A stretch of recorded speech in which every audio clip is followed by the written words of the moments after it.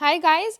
आज हम लोग पढ़ने वाले हैं आपकी क्लास 8 साइंस के बुक का chapter number 3 synthetic fibre and plastics. तो इस चैप्टर में हम लोग सिंथेटिक फाइबर्स के बारे में देखेंगे, प्लास्टिक्स के बारे में देखेंगे, कितने टाइप्स के प्लास्टिक होते हैं। तो क्लोथ जो हम लोग पहनते हैं वो फैब्रिक से बने हुए होते हैं। फैब्रिक्स जो हैं वो फाइबर से बनते हैं, जो कि ऑब्टेन होता है, नेचुरल भी हो सकते हैं या फिर आर्टिफिशियल भी हो सकते हैं। तो देखिए, जो कपड़े पहनते हैं वो किससे बने हुए होते हैं? फैब्रिक से बने हुए होते हैं। और वो फैब्रिक्स कहाँ से आते हैं? फाइबर से बनते हैं। और फाइबर्स दो तरीके के हो सकते हैं, नेचुरल और आर्टिफिशियल। तो क्या आप लोग कुछ नेचुरल फाइबर्स को नेम कर सकते हो? तो एक नेचुरल हो गया, फाइबर हो गया वूल हो गया, ठीक है, कॉटन हो गया और सिल्क हो गया। बहुत ऐसे, मतलब ये सब क्या है? नेचुरल फाइबर्स हैं।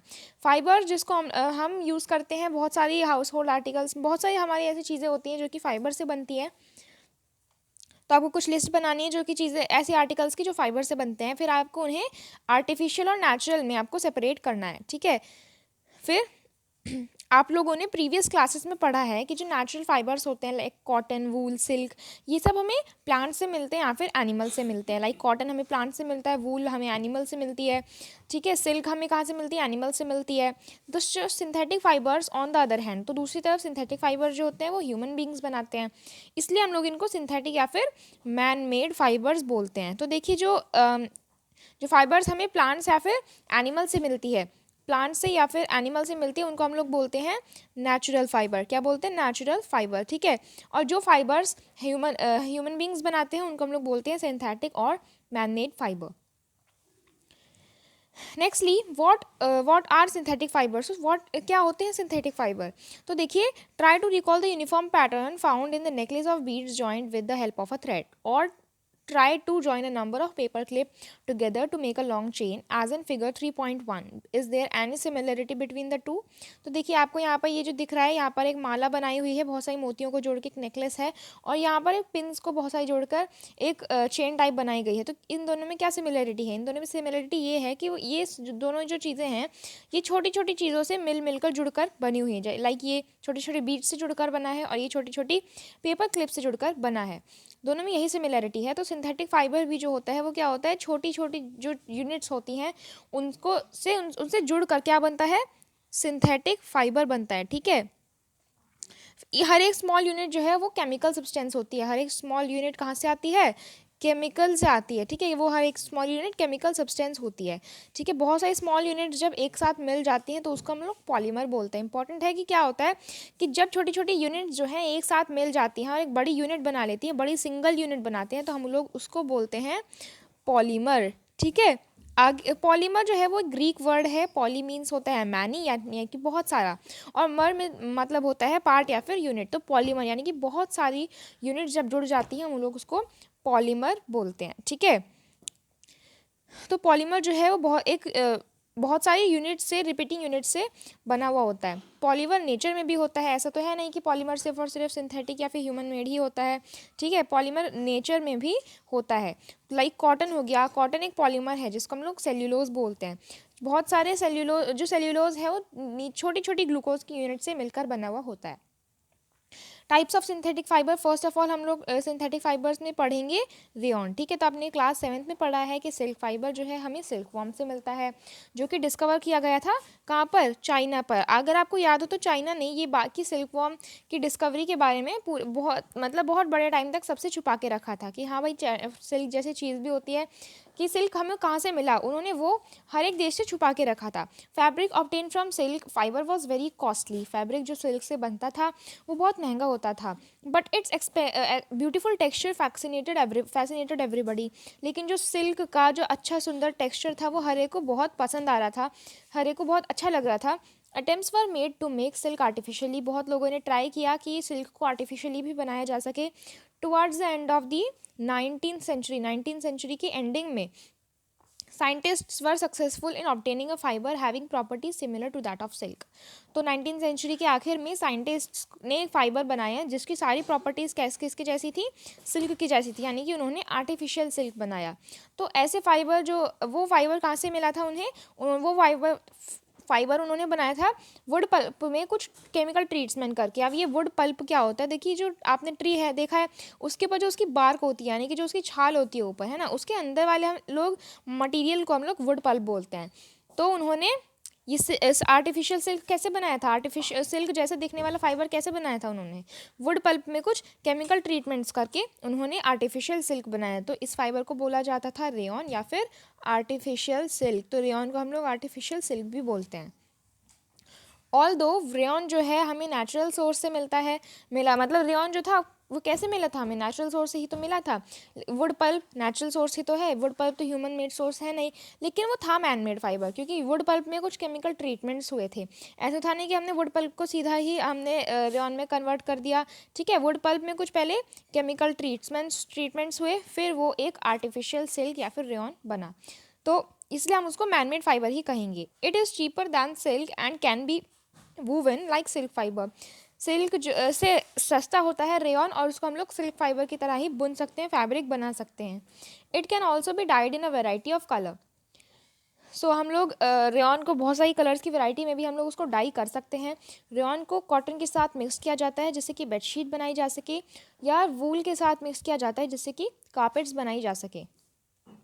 नाउ हम आप लोग पढ़ेंगे नायलॉन क्या होता है, ठीक है। नायलॉन क्या होता है आप लोग हम ये पढ़ेंगे। अब हम लोग ये पढ़ेंगे तो नायलॉन देखिए दूसरा मैन मेड फाइबर है 1931 में। It was made without using any natural raw material from plant और animal.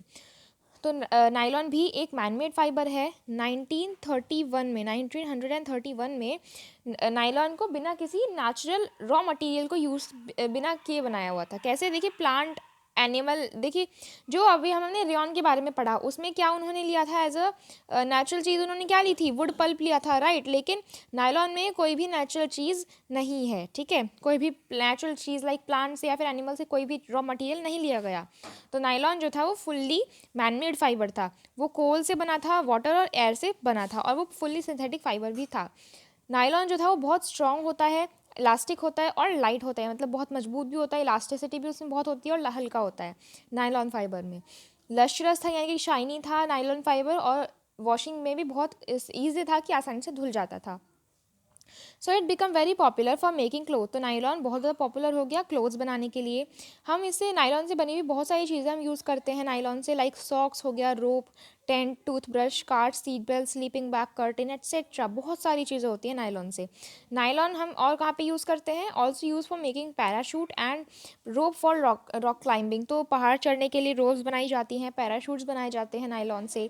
A nylon thread is actually stronger than a steel wire. तो देखिए जो नायलॉन का जो थ्रेड होता है ना, नायलॉन का जो एक थ्रेड होता है वो किससे ज़्यादा स्ट्रॉन्ग होता है, स्टील वायर से भी, एक सिंगल स्टील वायर से भी ज़्यादा स्ट्रॉन्ग होता है। तो मतलब ये आप समझ सकते हो कि नायलॉन कितना ज़्यादा स्ट्रॉन्ग होता है। एक्टिविटी 13.1 में हमें बताया गया है कि आपको एक रॉड सी ले लेनी है। अगर आपके पास बिल्कुल ये चीज़ नहीं है तो आप क्या कर सकते हैं, एक रॉड लीजिए, उसमें इस तरीके से कुछ ऐसी चीज़ ले लीजिए जो ऐसे दिखने वाली हो, ठीक है। फिर आपको एक धागा बांधना है नायलॉन, देखिए अभी पढ़ते हैं हम लोग। आपको टेगा आयरन स्टैंड लेना है आपको, ठीक है। आपको फिर एक कॉटन का धागा ले लेना है 60 सेंटीमीटर लेंथ का। फिर आपको वो जो क्लैंप उसमें से निकला हुआ था, ये इस चीज़ में आपको वो कॉटन का धागा बांध देना है, ठीक है। और फिर उसके बाद क्या करना है, एट द फ्री एंड, जो नीचे वाला एंड था उसमें आपको एक पैन सा रख देना है, ठीक है, कि इस तरीके से एक पैन रख देना है गोल सा धागे में बांधकर। फिर आपको उसके अंदर वजन रखते जाना है, और जब तक रखना है जब तक वो किस चीज़ का धागा था हमने लिया था थ्रेड, वो कॉटन का था। तो कॉटन में जब तक आपको उस पैन में रखते जाना है वेट, जब तक वो टूट ना जाए, ठीक है। फिर आपको ऐसे दूसरे नायलॉन के धागे ले लीजिए, ठीक है, दूसरे भी सिंथेटिक या फिर नेचुरल फाइबर्स के आप लोग धागे ले लीजिए। फिर उसके बाद इसमें आपको फिर ये नोटिस करना है कि जो धागा सबसे मतलब ज़्यादा वजन तक टूटेगा, तो वह आपको ये देखना है कि आपको पता चल जाएगा कि उस धागे की स्ट्रेंथ कितनी है। जिस धागे ने सबसे ज़्यादा वेट लेकर वो टूटा, वो धागा सबसे ज़्यादा मतलब स्ट्रेंथ थी उसमें। और जो धागा एक वज़न रखने पर या भी बहुत कम वज़न में टूट गया, उसमें वो बहुत स्ट्रॉन्ग नहीं था। नेक्स्टली यही बताया गया है, अगर आपके पास मतलब ये चीज़ नहीं है तो आप क्या कर सकते हैं, दीवार में आप लोग एक नेल डाल सकते हैं, कील गाड़ सकते हैं, फिर उसमें आप लोग धागा बांध के ये एक्टिविटी परफॉर्म कर सकते हो। Polyester and acrylic. तो पॉलिस्टर और एक्रेलिक के बारे में हम पढ़ने वाले हैं। पॉलिस्टर जो है वो दूसरा एक सिंथेटिक फाइबर है। Fabric made from this fibre does not gate wrinkled easily. तो फैब्रिक जो कपड़ा पॉलिस्टर से बनता है वो जल्दी से उसमें सिलवटें नहीं आती हैं, वो क्रिस्प रहता है और वो धुलने में भी बहुत ज़्यादा ईजी होता है। So it is quite suitable for making dress material. तो पॉलिस्टर जो है वो बहुत सूटेबल है ड्रेस मटीरियल के लिए, ड्रेस बनाने के लिए बहुत सूटेबल ये है, पॉलिस्टर है। तो you must have seen people wearing polyester shirts, आपने देखा होगा लोगों को पॉलिस्टर शर्ट और पॉलिस्टर की दूसरी ड्रेसेस पहने हुए। तो टेरिलीन जो है ये इंपॉर्टेंट है, याद रखिए कि व्हाट इज मतलब पॉपुलर पॉलिस्टर कौन सा है। तो टेरिलीन जो है is one of the popular polyester, क्या, टेरिलीन, ठीक है। It can be drawn into very fine fibre that can be woven like any other yarn. तो हम लोग टेरिलीन को भी फाइबर्स में बदल मतलब फाइबर्स बना सकते हैं। अब यहाँ पर बोला है my mother always buys PET bottles and PET jars for storing rice and sugar. तो पेट क्या होता है, वही पेट बॉटल पेट जार्स ही पेट होता क्या है, ठीक है। तो पेट यानी कि देखिए यहाँ पर ये पेट जो है ना, आपने सुना होगा पेट की बॉटल्स भी होती हैं, जार्स भी होते हैं जिसमें हम लोग अपने राइस रख सकते हैं, शुगर रख सकते हैं, ठीक है। तो यहाँ पर यही बताया है कि पेट क्या होता है। तो अब हम लोग यही पढ़ेंगे कि देखिए पेट पीईटी जो है इससे हम बहुत सारी बॉटल्स बनती हैं, बहुत सारी चीज़ें बनती हैं, ठीक है। तो पॉलीथिलीन टेरिप्थलेट है, तो इसका फुल फॉर्म है polyethylene terephthalate. Is a very familiar form of polyester. तो ये बहुत ज़्यादा फैमिलियर जानी मानी फॉर्म है पॉलिस्टर की, ठीक है। It is use for making bottles. तो जो पेट है इससे क्या बनाते हैं, बॉटल्स, यूटेंसिल, फिल्म, वायर, बहुत सारी चीज़ें ऐसी यूजफुल प्रोडक्ट्स बनती हैं। तो पॉलिस्टर, तो देखिए poly plus ester, so is actually made up of the repeating unit of a chemical called an ester. तो पॉलिस्टर पॉली दो वर्ड से बना है, पॉली प्लस एस्टर, ठीक है। तो ये एक्चुअली किससे बना है, पॉलिस्टर जो है इस ये बहुत सारी इसमें यूनिट्स होती हैं, लाइक मैंने अभी बताया था आपको कि छोटी छोटी यूनिट्स बनाती हैं मिलकर पॉलीमर। तो ऐसे ही इसमें एस्टर, बहुत सारी छोटी छोटी एस्टर्स यूनिट्स थी जिनको हम एस्टर बोलते हैं। तो बहुत सारे जब एस्टर्स जुड़े तो उन्होंने पॉलिस्टर बनाया, ठीक है। पॉली मतलब मैनी, एस्टर मतलब यूनिट्स का नाम, तो मैन यूनिट्स, ठीक है। Esters are the chemical which give fruits their fruit their smell. तो एस्टर्स जो हैं वो केमिकल्स होते हैं which give fruit their smell, fruits को वो उनकी स्मेल्स देते हैं, ठीक है। Fabrics are sold by names. तो फैब्रिक्स जो है मतलब नेम से मतलब बहुत सारे फैब्रिक्स जो हैं, पॉलीकॉट, पॉलीवूल, टेरिकॉट, इन सब नामों से जो है फैब्रिक्स बेचे जाते हैं। एज अ नेम सजेस्ट करता है कि दो टाइप के फाइबर्स को मिक्स करके ही ये फाइबर्स बनते हैं। पॉलीकॉट जो है वो दो पॉलिस्टर और कॉटन का, मतलब पॉलिस्टर प्लस कॉटन, पॉलिस्टर और कॉटन को मिक्स करके जो है क्या बनता है, पॉलीकॉट बनता है, ठीक है। Polywool, polyester plus wool. We wear sweater, हम लोग स्वेटर पहनते हैं और शॉल यूज़ करते हैं, ब्लैंकेट्स यूज़ करते हैं विंटर में।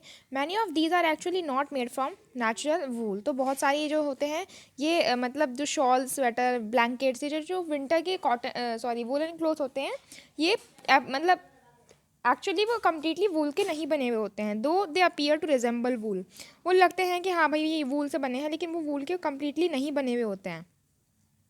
ये किससे बने हुए होते हैं, दूसरे टाइप के सिंथेटिक फाइबर से, जिसको हम लोग बोलते हैं एक्रेलिक, ठीक है। एक्रेलिक से ये भी बनाए जाते हैं, वो दिखते वूलन हैं लेकिन होते नहीं हैं। Wool obtain from natural sources is quite expensive natural, whereas clothes made from acrylic are relatively cheap. तो नेचुरल सोर्सेज क्या हैं वूल के, लाइक शीप हो गई, गोट हो गई, इन सब से हमें वूल मिलती है। तो लेकिन जो ये वूल के नेचुरल सोर्सेज जहाँ से हमें वूल मिलती है वो बहुत ज़्यादा महंगी होती है वूल, जो हमें बिल्कुल नेचुरल सोर्सेज से मिलती है। लेकिन जो कपड़े एक्रिलिक से बने हुए होते हैं वूल की तरह, वो बहुत सस्ते होते हैं जो है नेचुरल वूल से, ठीक है। They are available in variety of colour, हमें एक्रेलिक बहुत सारे कलर्स में मिल जाता है। सिंथेटिक फाइबर जो हैं वो ज़्यादा टाइम तक चलते भी हैं और अफोर्डेबल भी होते हैं, सस्ते होते हैं, चीप होते हैं। वेयर एज जो नेचुरल फाइबर होते हैं वो मतलब बहुत थोड़े से एक्सपेंसिव होते हैं, ठीक है। So which makes them more popular than natural fibre. तो इसलिए सिंथेटिक फाइबर जो है वो ज़्यादा पॉपुलर है, किससे, नेचुरल फाइबर से ज़्यादा पॉपुलर होते हैं, ठीक है, क्योंकि वो ज़्यादा ड्यूरेबल होते हैं, लॉन्ग टाइम तक चलते हैं, अफोर्डेबल होते हैं। तो आपने एक एक्टिविटी करी थी, आपको याद हो, आपने बर्निंग नेचुरल और सिंथेटिक फाइबर जो हमने जलाया था, ठीक है। तो आपने क्या ऑब्जर्व किया, जब आपने सिंथेटिक फाइबर जलाया, you find that behaviour is different. जब हम लोगों ने सिंथेटिक फाइबर जलाया, हमने देखा कि जब जल रहा तो उसका जलने के बाद अलग था कुछ, ठीक है, और नेचुरल फाइबर जलने के बाद कुछ और हो गया। तो आपने नोटिस किया होगा कि सिंथेटिक फाइबर जो है वो पिघलते हैं हीट करने पर, गर्म करने पर या जलाने पर। तो ये होता है सिंथेटिक फाइबर्स का की एक डिसएडवांटेज कि उनको जब वो हम उनको गर्म करते हैं तो वो पिघलने लग जाते हैं। अगर कपड़ों में अगर सिंथेटिक फाइबर अगर आपने पहन रखे और कहीं अगर आग लग जाती है तो आपके लिए वो बहुत ज़्यादा डेंजरस हो सकता है, ठीक है। तो फैब्रिक जो है वो मेल्ट करता है, आपकी बॉडी से चिपक जाता है। जिस भी इंसान ने उस सिंथेटिक फाइबर को पहन रखा है वो उसकी बॉडी से स्टिक हो जाएगा, ठीक है। तो ये बहुत ज़्यादा डेंजरस हो सकता है। तो we should therefore not wear synthetic fibre while working in the kitchen और इन लेबोरेटरी। तो जब आप लोग लेबोरेटरी या फिर किचन में वर्क कर रहे हो तो आपको सिंथेटिक के कपड़े नहीं पहनने चाहिए, क्योंकि they can easily catch fire. मतलब फायर अगर एक बार पकड़ ली तो वो मतलब बहुत डेंजरस हो सकता है। Oh now I understand why my mother never wears polyester cloth while working in the kitchen. तो इसलिए उसकी मम्मा जो है वो किचन में काम करते समय पॉलिस्टर के क्लोथ्स नहीं पहनती हैं।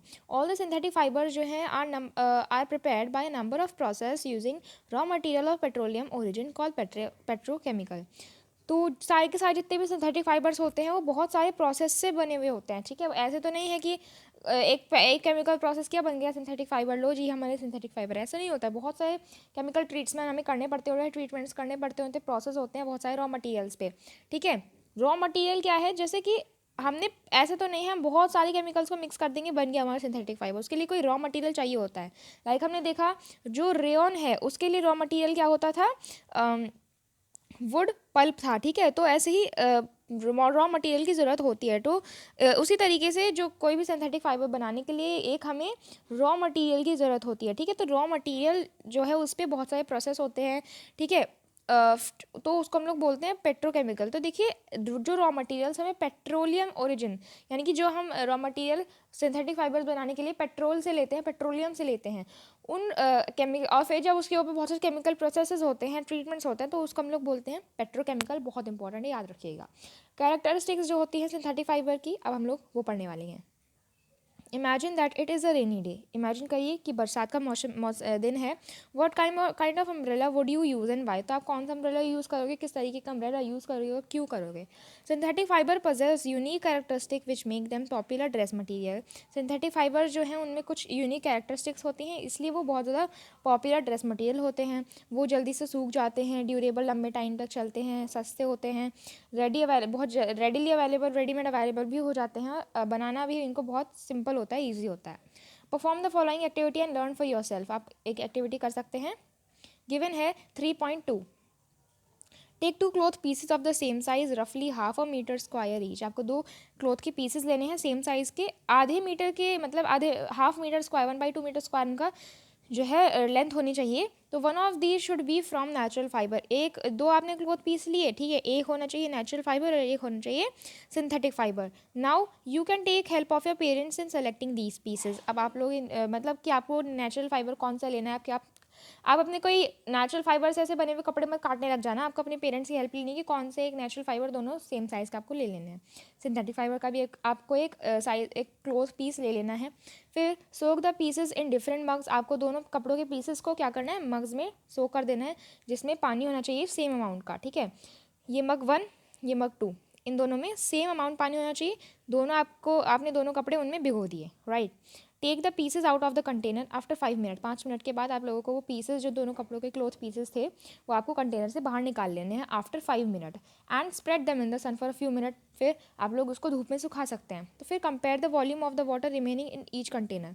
आपको देखना है कि जो आप दोनों कंटेनर्स में, जब आपने उन कपड़ों को 5 मिनट उस कंटेनर में रखा जिसमें पानी था, फिर जब आपने उसको निकाला 5 मिनट के बाद, तो किस कंटेनरों की आपको कैपेसिटी देखनी है जो पानी की, ठीक है, किस में कम थी किस में ज़्यादा थी, मतलब किस में कम थी किस में ज़्यादा पानी कम हुआ। तो सिंथेटिक फाइबर्स ने क्या कम सोखा पानी, या नेचुरल फाइबर्स ने कम सोखा, ठीक है, और दोनों में से किसको ज़्यादा टाइम लगा या फिर कम टाइम लगा सूखने में। तो ये आप लोग मुझे कमेंट सेक्शन में बताएंगे कि आप क्वेश्चन ये है आज का कि आप मुझे बताएंगे कि कौन सा सिंथेटिक या नेचुरल फाइबर, कौन सा फाइबर इसमें ज़्यादा सोख करेगा वाटर, ठीक है। तो what does this activity tell you about the characteristic of the synthetic fabric. तो एक्टिविटी आपको क्या दिखाती है सिंथेटिक फाइबर्स की कैरेक्टरिस्टिक्स के बारे में। Find out from your parents about the durability, cost and maintenance of this fabric compare to the natural fabric. अब आपको अपने पेरेंट्स से पूछना है कि सिंथेटिक फाइबर्स के ड्यूरेबिलिटी, कॉस्ट, मेंटेनेंस के बारे में आपको उन दोनों की कंपेयर करना है, ठीक है।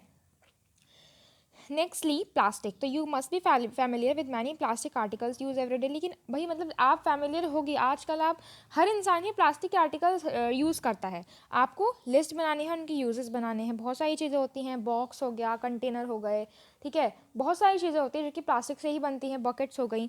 तो linear and cross link arrangement, तो देखिए यहाँ पर ये अरेंजमेंट जो है वो लीनियर में है, लीनियर सिंपल स्ट्रेट है, और ये है प्लास्टिक की क्रॉस लिंक, ये प्लास्टिक्स की यहाँ पर दिखा रखी है cross linked arrangement, right. Plastic जो है ये भी एक पॉलीमर ही होता है, लाइक सिंथेटिक फाइबर। तो प्लास्टिक किसकी तरह एक पॉलीमर होता है, सिंथेटिक फाइबर जैसे एक पॉलीमर होता है, बहुत छोटी छोटी यूनिट से बने हुए होते हैं जुड़कर। ऐसे ही प्लास्टिक भी जो है वो छोटी छोटी यूनिट से जुड़कर बना हुआ होता है। All plastics do not have the same type of arrangement of unit, जैसे कि भैया मैंने आपको दिखाया यहाँ पर, ये प्लास्टिक के यूनिट्स हैं, ठीक है। ये आपको ये जो बॉक्सेस दिख रहे हैं ये क्या हैं, जो है ये मर है जो आपने बोला था ना, या फिर आप लोग कह सकते हैं यूनिट्स हैं, ठीक है। ये प्लास्टिक की यूनिट्स होती हैं। तो हर एक प्लास्टिक की बिल्कुल एक जैसी यूनिट्स अरेंजमेंट नहीं होती है। ऐसे थोड़ी ना है कि सारे के सारे यूनिट्स एक जगह से इकट्ठा हो गए बन गया प्लास्टिक, नहीं होता है। बहुत सारी यूनिट्स जो है एक असेंबल रहती हैं, ठीक है। ये लीनियरली असेंबल है वाली यूनिट्स, और ये सब क्रॉस लिंक्ड हैं, ठीक है। आप बोल सकते हो बाइसेक्टिंग टाइप ऑफ, ठीक है। तो सारी की सारी प्लास्टिक की जो यूनिट होती है उनकी अरेंजमेंट रिजेम्बलेंस जो है सेम नहीं होती है। कुछ लीनियर होती हैं, कुछ क्रॉस लिंक्ड होती हैं। लीनियर होती हैं ऐसे, क्रॉस लिंक्ड इस तरीके से होती हैं, ठीक है। तो plastic articles are available in all possible shape and sizes. तो प्लास्टिक हर एक शेप और हर एक साइज़ में आप लोगों को मार्केट्स में मिल जाएंगे, ठीक है। तो have you ever wondered how is this possible, भाई प्लास्टिक की शेप कैसे चेंज की जाती है, आपको क्या आपने कभी सोचा है? फैक्ट ये है कि प्लास्टिक जो है वो इजीली मोल्डेबल, वो हम उनको किसी भी कोई भी शेप दे सकते हैं प्लास्टिक्स को। वो उनकी खास बात ये होती है कि वो मोल्डेबल होते हैं, हम उनको कोई भी शेप दे सकते हैं, किसी भी फॉर्म में हम उनको शेप कर सकते हैं। प्लास्टिक्स को हम लोग रिसाइकिल कर सकते हैं, रीयूज़ कर सकते हैं, कलर कर सकते हैं, पिघला सकते हैं, उनको शीट्स बना सकते हैं, वायर बना सकते हैं, बहुत सारे यूज़ होते हैं प्लास्टिक के, ठीक है।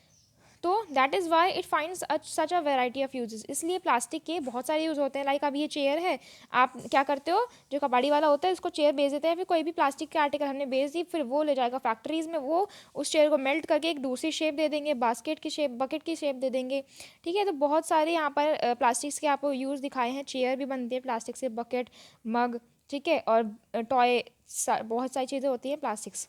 तो पॉलीथीन किससे बना हुआ होता है, पॉली प्लस इथीन, आपने सुना होगा वर्ड पॉलीथीन, ठीक है, पन्नी को बोलते हैं पॉलीथीन। तो ये एग्जांपल है एक प्लास्टिक का। It is use for making commonly use polythene bags. तो पॉलीथीन जो है इससे पॉलीथीन बैग्स बनते हैं, जो पन्नियों के बैग्स होते हैं। Now try to bend a piece of plastic yourself. अब आप लोग प्लास्टिक उठाइए और उसको बेंड करना स्टार्ट कर दीजिए। अब आप ऐसे नहीं करने कि आपने ग्लास लिया उसको आपने मोड़ना तोड़ना स्टार्ट कर दिया। आपको कोई बेकार प्लास्टिक उठाना है, उसको आप लोग मोड़ने की आप लोग अपने आप से ट्राई कीजिए। तो क्या सारे के सारे प्लास्टिक आर्टिकल्स मुड़ जाते हैं? अब देखिए भाई, आप लोगों ने एक कोई जो है बॉटल ली, ठीक है, बॉटल जो खाली होती है बेकार आप पड़ी होगी, आपने ली, उसको अपने हाथों से जस्ट मतलब मोड़ना स्टार्ट किया तो वो मुड़ जाएगी। लेकिन अब जो स्विच बोर्ड होता है, ठीक है, स्विच बोर्ड, मैं सिर्फ एग्जांपल दे रही हूँ, आपको करना नहीं है। तो स्विच बोर्ड होता है, आप लोग क्या उसको ऐसे मोड़ दोगे हाथों से? नहीं मोड़ सकते ना, है वो भी प्लास्टिक, ठीक है, लेकिन वो ईजिली हाथों से आपके नहीं मुड़ सकता। तो आप लोग ऑब्जर्व करोगे कुछ प्लास्टिक के आर्टिकल्स बहुत ज़्यादा ईजिली मुड़ जाते हैं, लेकिन कुछ जो है अगर हम उनको मोड़ेंगे तो टूट जाएंगे। प्लास्टिक का जैसे स्विच बोर्ड होता है वो आप मोड़ोगे तो टूट जाएगा। बहुत सारे प्लास्टिक्स होते हैं, लाइक गर्ल्स हेयर बैंड जो होता है, जो हेयर बैंड होता है आप उसको मोड़ तो सकते हो, लेकिन कुछ हेयर बैंड क्या होता है, मोड़ा और वो उसको वो 2 पीसेस में टूट गया। When we add hot water to a plastic bottle, it gets deformed.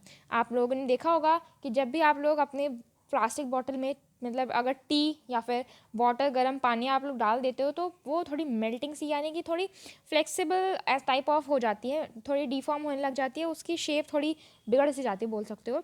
Such plastic which get deform easily on heating can be bent easily are known as thermoplastic. बहुत इंपॉर्टेंट है कि जो प्लास्टिक्स ईजिली डिफॉर्म हो जाए, जिनकी shapes easily change हो जाए गर्म करने पर, या फिर वो ईजिली मुड़ जाए, बेंट हो जाए, उनको हम लोग बोलते हैं थर्मोप्लास्टिक, राइट। पॉलीथीन, पीवीसी, ये कुछ एग्जांपल्स हैं थर्मोप्लास्टिक्स की। ये इससे हम लोग टॉयज़ बनाते हैं, बहुत बहुत सारे कंटेनर जो होते हैं वो बनाए जाते हैं थर्मोप्लास्टिक से, ठीक है। वहीं दूसरी तरफ there are some plastic which when moulded once can not be softened by heating. तो दूसरे प्लास्टिक्स होते हैं जिनको अगर हम गर्म भी कर ले तो वो जल्दी से मोल्ड नहीं होंगे, उनकी जल्दी से शेप नहीं चेंज होगी, ठीक है। ये होते हैं थर्मोसेटिंग प्लास्टिक। ये थर्मोप्लास्टिक और थर्मोसेटिंग प्लास्टिक्स क्या होता है आपको याद रखना है। थर्मोप्लास्टिक्स होते हैं जो जल्द ईजिली मुड़ जाते हैं हीट करने पर, या फिर ईजिली बेंड हो जाते हैं, उनकी डिफॉर्म हो जाते हैं, वो होते हैं थर्मोप्लास्टिक। और जो प्लास्टिक जल्दी से मोल्ड नहीं होते, जल्दी से डिफॉर्म नहीं होते हैं, बेंड नहीं होते हैं हीट करने पर, वो होते हैं थर्मोसेटिंग प्लास्टिक। टू एग्जाम्पल हैं बेकेलाइट और मेलामाइन। ये आप टू एग्जाम्पल्स लर्न कर लीजिए थर्मोप्लास्टिक के, लाइक हो गया पॉलीथीन और पीवीसी, और थर्मोसेटिंग के दो एग्जाम्पल हो गए बेकेलाइट और मेलामाइन। तो ये दो एग्जाम्पल्स हैं। बेकेलाइट जो है वो पुअर कंडक्टर होता है हीट का या फिर इलेक्ट्रिसिटी का, तो it is use for making electrical switches. देखिए बैकलाइट आप, क्योंकि इलेक्ट्रिकल स्विचेस अगर वो लोहे का होता है, अगर आयरन का होता है इलेक्ट्रिकल स्विचेस, तो आप छूते तो फिर आप वहीं रह जाते जहाँ पे हो। मतलब मेरा बोलने का मतलब ये है कि वो अगर आयरन तो क्योंकि गुड कंडक्टर होता है हीट का, ठीक है, तो आप उसको आपको शॉक लगने के भी चांसेस रह जाते हैं, हो जाते हैं। इसलिए स्विचेस जो हैं वो बनाए जाते हैं, स्विच बोर्ड जो होते हैं वो बनाए जाते हैं बैकेलाइट से, क्योंकि पुअर कंडक्टर होता है हीट का, इलेक्ट्रिसिटी का, तो उसमें से हीट पास नहीं होने देती है, इलेक्ट्रिसिटी पास नहीं होने देता। इसलिए जो स्विचेस हैं वो बैकेलाइट से बनाए जाते हैं। और आपने देखा होगा ना पैन में जो उसका पकड़ने वाला होता है, हैंडल होता है, वो भी प्लास्टिक से ही बना हुआ होता है, ठीक है। तो मेलामाइन जो है वो वर्सटाइल मटेरियल है। क्या करता है वो, फायर रेजिस्ट होता है। मेलामाइन जो है वो फायर रेजिस्ट होता है, फायर प्रूफ बोल सकते हो, और हीट ज़्यादा अच्छे से टॉलरेट कर सकता है, क्योंकि कुछ प्लास्टिक तो ईजिली मतलब हीट से बेंड हो जाते हैं, डिफॉर्म हो जाते हैं। मेलामाइन जल्दी से हीट से बेंड नहीं होता है, वो टॉलरेट करता है, सहता है हीट को। It is use for making floor tiles. Melamine से floor tiles, kitchenware, kitchen के जो सामान होते हैं, बहुत सारी चीज़ें बनाई जाती हैं। फैब्रिक्स, जो फायर रेजिस्टेंट फैब्रिक्स होते हैं वो भी बनाए जाते हैं। Figure 3.8 shows the various use of thermoplastic and thermosetting। तो देखिए ये जो है ये है थर्मोसेटिंग प्लास्टिक्स, राइट। ये जो कुकर होता है उसका जो हैंडल होता है, प्लेट, स्विच बोर्ड्स, ठीक है, प्लेट्स, ये सब बहुत सारी चीज़ें होती हैं। और ये है थर्मोप्लास्टिक कंटेनर, से आप ऐसे मोड़ेंगे मुड़ जाएगा। वायर्स होते हैं, ठीक है। तो ये प्लास्टिक के कुछ आर्टिकल्स थे। Plastics as material of choice, इसको हम लोग अब पढ़ेंगे नेक्स्ट वीडियो में। सो अगर आप लोगों को वीडियो हेल्पफुल लगी हो so please like the video and channel को सब्सक्राइब करें। अगर आपको क्लास 7th और 8th के काफ़ी सारे सब्जेक्ट्स हमने कवर कर चुके हैं। क्लास 7 के हम लोग सिविक्स कंप्लीट कर चुके हैं, हिस्ट्री भी अभी हम लोग कवर कर रहे हैं, और अभी क्लास 8th की साइंस के चैप्टर 1 और 2 हम लोग कंप्लीट कर चुके हैं। तो आपको अगर ऐसे वीडियोज़, एजुकेशन वीडियोज़ चाहिए so please subscribe my channel and I make some education, मतलब इंग्लिश की वीडियोज़ भी मैं कुछ बना देती हूँ अपने चैनल पर। अगर आपको वो भी चाहिए इंग्लिश रिलेटेड वीडियोज़ तो वो भी आप जाकर चेक कर सकते हैं। एंड आप लोग मेरे चैनल को, अगर आपको वीडियो हेल्पफुल लगे, ठीक है, तो आप लोग शेयर भी कर सकते हैं किसी और को, अपने फ्रेंड्स, फैमिली, किसी के भी साथ जिसको इसकी ज़रूरत हो, ठीक है। तो thank you so much, and कोई भी क्वेरी हो आप कमेंट सेक्शन में ज़रूर पूछिए। Bye bye.